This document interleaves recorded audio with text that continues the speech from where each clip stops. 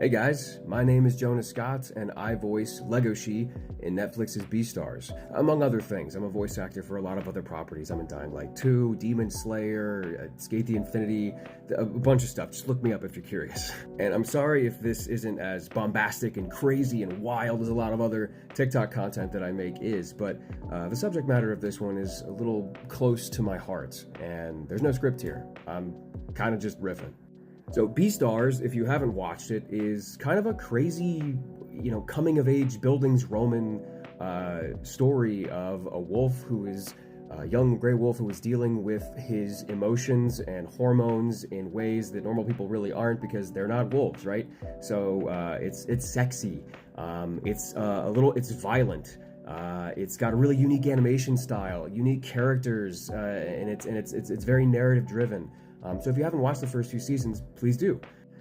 But some of the other subject matter that is covered has to do with family and familial relations and lineage and how you deal with death, how you deal with your progeny, how you deal with who remains. And that's going to be the subject of this TikTok today. And before we get into this, I just want to say, I can't talk about this without saying spoilers. So if you haven't seen this season, please go watch it. I'm going to be spoiling things left and right. And go watch season 3.5. So in addition to the things that a normal teenager has to deal with, hormones, sexuality, friendships, enemies, and I guess schoolyard violence, Legoshi has to deal with a lot of internalized emotions. One chief of which is grief. Legoshi's mother passed away a ways ago. I'm not going to get too deep into it, but Legoshi's mother passed away. And he has his own unique way of dealing with that. And us as voice actors have to kind of bring that to you in a way that is believable, that doesn't disrupt your suspension of disbelief, in an English, dub, and make it so that it is enjoyable and moving in an emotional way. That's what art is. If it elicits an emotional reaction, we're doing our job. The hardest part for me, dubbing season 3.5, and I've read the manga and I knew it was coming, was that my mother also passed away about 4 years ago of a heart attack very suddenly. And it was right as I booked Legoshi. It was within months, and one of the hardest things that I've had to deal with as an artist is that was when my career started to do well. That is when people started to listen to what I was doing, started to hear my voice in a way that very few actors get the opportunity to, and she's never going to see that. And that's really difficult. And I'm not trying to treat this as a therapy session, because trust me, I'm working through this in therapy. But a couple weeks ago, I made a TikTok that talked about a scene that I just couldn't record for numerous reasons. And there was a scene in 3.5 where I just had to stop recording. And as an actor, someone who takes pride in my craft, I felt a little ashamed that I felt emotion that was real when I was recording, because I don't really subscribe to method acting. I don't really think that's a thing. I feel like that's kind of a crutch that people fall on, or if you do it efficiently, it just kind of pisses everybody in production off. It's a very selfish way to perform. But I couldn't get through it, man. And when we do dubs, you don't get told what scenes you're going to be recording, right? You go in and then you just have the script in front of you, and that's that. I didn't get to watch the show beforehand. I didn't get a script beforehand. I read the manga, so I knew it was coming, but I didn't know what day it was going to be. And that was the day we were recording that particular scene. And I feel like you might be able to tell, but through that entire scene, multiple scenes even, I was fighting back tears.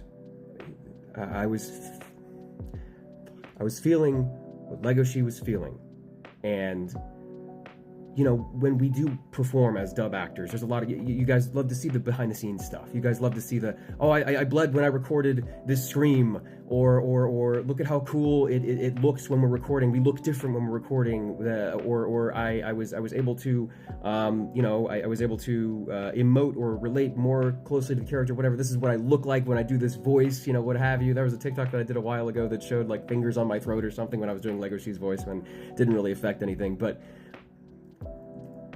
a lot of the time, we do dig deep for this stuff. And sometimes it smacks us in the face because of the nature of our work. All that to say, I'm not the only one who's experienced this. I'm not the only one whose mom has died. I am just saying, art is a reflection of the artist. It is a piece of their soul. When you're playing a video game and you see a really cool piece of art, visual art, a cool character model, when you're playing a video game and you hear a very moving performance from somebody, that is a piece of their soul. That is a piece of their brain, their heart, their life. That is a reflection of them as an artist. And this may be, too crunchy granola for a lot of people, but that's how art is made.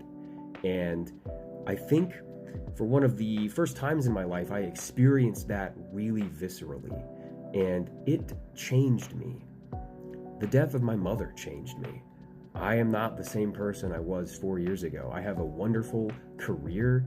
I have a cool little VTuber. I got a comic coming out. I'm able to do some incredibly creative stuff with some of the coolest people I've ever met in my entire life because of this. Because my mom died. And she'll never be able to see any of it. And is this TikTok for you? Probably not. This is mostly me trying to tell everybody what I tell them at panels, what I tell them, at my convention table. But I'm not able to reach as many people, I guess. My end game is to be a motion capture actor, to perform with my face and my body, and to do like I used to do on stage, to be a Travis Willingham, to be a Nolan North, or even a Troy Baker. I aspire to be like that. But those people go through this stuff too. They're celebrities in your eyes, I guess. Wish they'd pay us like them. They're celebrities in your eyes. But these people have experienced some of the worst heartbreak in their life, in your life. And being able to share that with you is what keeps us going as artists. So when you see a cool piece of fan art, think for just a second that this is a part of a person's soul, a part of them as an artist, ripped out and given to you and said, look upon what I have made for us to enjoy together. I love you guys so much. My mom loves you guys so much. And I can't wait to show you more of her, to show you what we can make together. You're all artists. Watch Beastars Season 3.5. This wasn't an ad, I promise. This was just me trying to give you a little bit of my perspective on the whole thing. And I'll be in plenty more things coming up. I'm working on games, I'm working on anime, I have a stream, I have a VTuber. If you want to come hang out with us on stream, we would love to have you. We got original music out. Please go listen to some of Midnight Howl on Spotify. Check us out there. But thanks for your time. Thanks for watching a 10-minute TikTok. If you managed to get to the end of this, you are managing to defy all of the short attention span accusations. Way to go. Love you guys. I'll talk to you soon. Be excellent to each other, okay? Take care of yourself and everyone around you.